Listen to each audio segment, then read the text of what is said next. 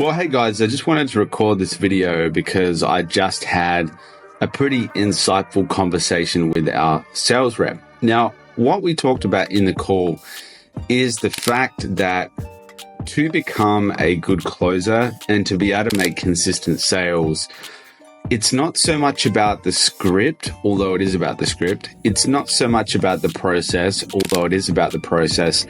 And it's not so much about the offer, although it is about the offer. But what you really want to be doing on a sales call is taking someone from being closed to being open.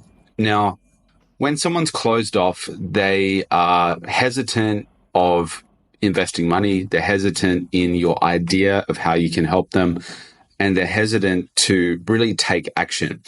But once you open somebody up, they are much more likely to buy because there's emotional buy-in. That's a very important concept. If you feel like in the conversation that you're having with somebody, there's zero emotional buy-in, it's going to be difficult to close them, right? If you feel like there's quite significant emotional buy-in, they're going to be more likely to buy. So then the question is, how do I get my clients or my potential clients to have more emotional buy-in on a sales call? And how do I get them to do a second thing, which is how can I build a very strong case for why they need to change? Okay. So two things. How do I build emotional buy-in? And number two, how do I build a strong case for them to make a change? Because ultimately, change and action is driven by emotion. It's not driven by a thought process. For instance, the reason that people finally decide to lose weight is because they get so sick of themselves and looking fat in the mirror that they force themselves to take action. They don't think, my weight's a little bit high, I need to take action. Although some people do, but most people don't. Most people are driven by that intrinsic emotional motivation. So let's go back to how do we get them to have emotional buy-in? There are really maybe two ways you can do this.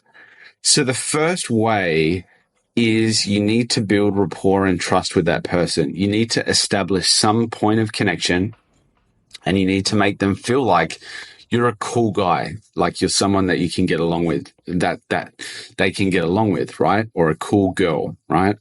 Now, the way that you do that is you ask them questions about their past, or you ask them questions about things that they like, or you ask them questions about their surrounding or what they're wearing. And you do it in a way that's humorous. For instance, if someone jumps on a call and they have like a picture of a Star Wars or a Star Wars toy behind them, I'm going to say, man, you've got a Star Wars toy behind you. That's really cool. I'm a massive Star Wars fan. And then I'd ask them a couple of questions like, how do you something about Star Wars? And instantly they're going to like me more. And I'm going to like them more because they are into Star Wars, right? So that is one way to build emotional buy-in, is to ask them questions about their history. Or if they have an English accent, for instance, say, man, you got a cool English accent. What part of England are you from? Is that Manchester? And they'll laugh and they'll probably say, no, it's Birmingham, mate. And I'll say, cool, man. I love English accents. That's excellent. That's a truly excellent accent. And they're going to laugh, right? So that's one way. The other way is to, over the process of the call, the other way is to ask them questions about, what was I going to say?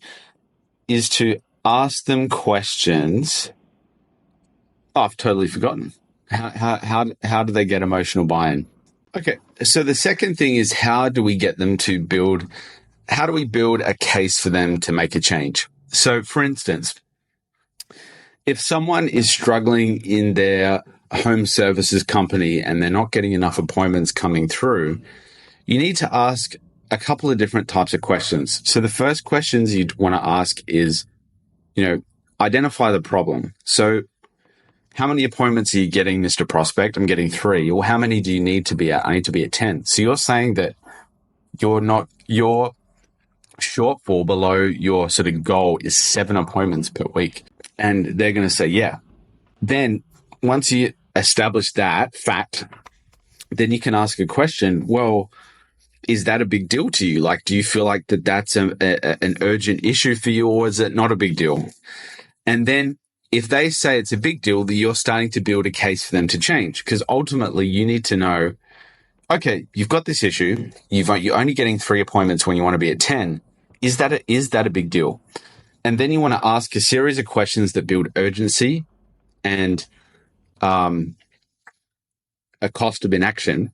So, how important is this out of 1 to 10 as a priority for your business that you do make this change, Mr. Prospect? And then cost of inaction is a question like, what happens if you don't increase your appointment flow from 3 to 10? Will that affect your business dramatically, or will that not have an impact at all? What happens then? So through a series of cost of inaction and urgency questions, you will be able to build a case for them why they need to change. Now, going back, another way to build emotional buy-in is to share your own stories, to share your own experiences of what you've done in the past and how they can, take or glean advice from your own story. That will help build emotional buy-in as well. So between those things, you will be able to close better. So I guess in summary, if you can build a case for them to change through cost of inaction and urgency questions, and then also build emotional buy-in by creating rapport and sharing your own story, you will be able to close way more deals than your competitors. Well, thanks for watching, guys. I'll speak to you soon. Cheers.